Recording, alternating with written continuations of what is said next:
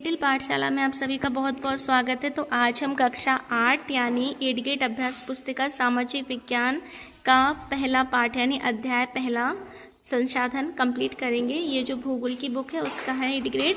तो निम्नलिखित में से कौन सा प्राकृतिक संसाधन का उदाहरण है? झरना। भौतिक पदार्थों का मूल्यवान संसाधन बनाने में सहायता करती है। मनुष्य का कौशल।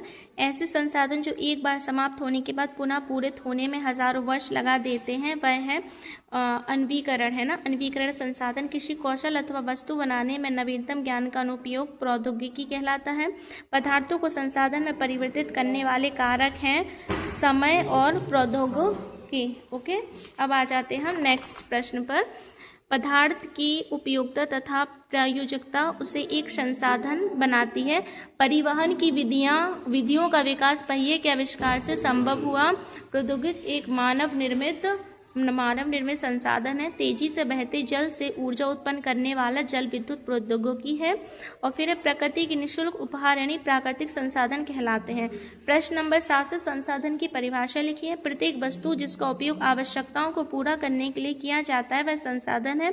पेटेंट किसे कहते हैं? पेटेंट का तात्पर्य किसी विचार अथवा आविष्कार पर एकमात्र अधिकार से है।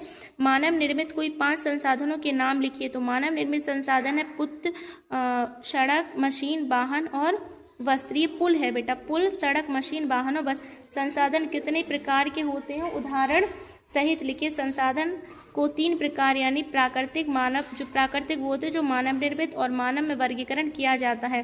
प्राकृतिक संसाधन वह संसाधन जो प्रकृति से प्राप्त होते हैं और अधिक संशोधन के बिना उपयोग में लाए जाते हैं, जैसे वायु, जल, मृदा, खनिज आदि।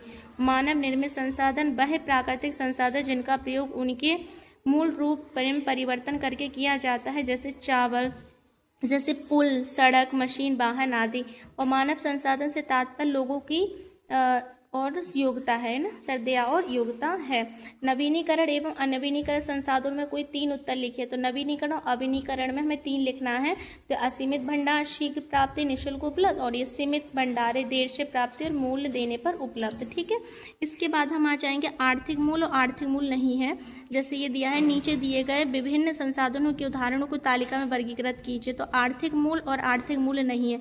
लोह अयस्क, कृषि भूमि, कोयला। मनोरम दृश्य, लोकगीत और दादी माँ के घरेलू नुस्खे। फिर पृथ्वी पर प्राकृतिक संसाधनों का वितरण असमान क्यों है? पृथ्वी पर प्राकृतिक संसाधनों का वितरण अनेक कारकों पर निर्भर करता है, जैसे भूभाग, जलवायु, ऊंचाई आदि। इन सभी कारक से विभिन्नता होने के कारण संसाधन का वितरण असमान है। इसके बाद हम आ जाते हैं अगले प्रश्न पर हम आ जाते हैं। फिर ये उसका ही है, मानसिक तथा शारीरिक से है।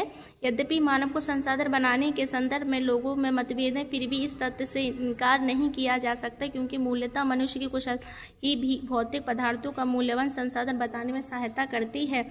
15वां क्वेश्चन है, संसाधनों को हम किस प्रकार संरक्षित करते हैं? कोई 4 उपाय बताइए। संसाधनों के संरक्षण के कुछ उपाय निम्नलिखित हैं।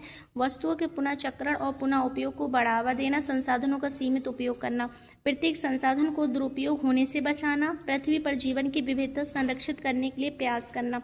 प्रश्न नंबर 16 आखिरी प्रश्न है ये, सतत पोषणीय विकास के सिद्धांत लिखिए। सतत पोषणीय विकास के 4 सिद्धांत यानी जीवन के सभी रूपों का आदर और देखभाल करना, मानव जीवन की गुणवत्ता को बढ़ाना, पृथ्वी की जीवन शक्ति और विविधता का संरक्षण करना, प्राकृतिक संसाधनों के ह्रास को कम से कम करना। धन्यवाद।